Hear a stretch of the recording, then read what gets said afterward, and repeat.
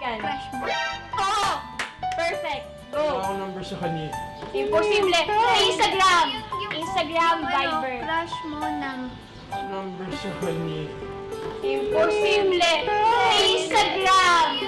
May contact ka. Tawagan mo yung crush mo na may contact ka. Kung hindi man yun, yung naging crush mo bago siya. Wala kang crush ngayon, edi yung dati mong crush. Sino kaya? Dami. Uy! Dami daw. FaceTime pala ha. So, Dami daw. para laging klaro FaceTime. Call! Call! Wag i-private natin yung ano niya. Tawag, sino ang type mo? Pangalanan mo ang Eh, type mo. sino o ano? Sabi ko na yun eh.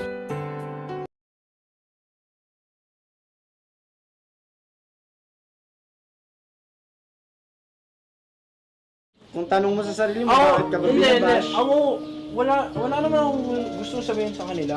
Ano lang. Kasi alam ko naman kung sino ako bilang tao. I know who I am. Alam ko naman, yung mahirap lang talaga sa akin, lahat ng galaw ko, napapansin niya.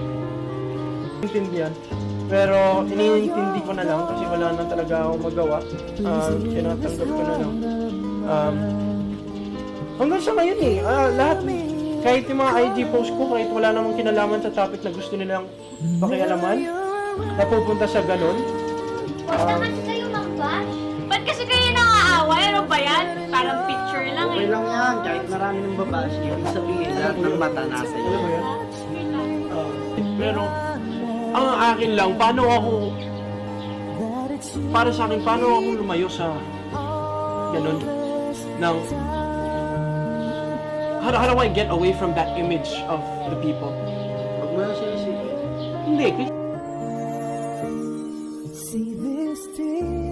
kasi para lang maging masaya ako sa ginagawa ko. I'm being honest to everyone. Ako yung sobrang open sa vlogs, sobrang open ako sa mga tao, sa mga interview na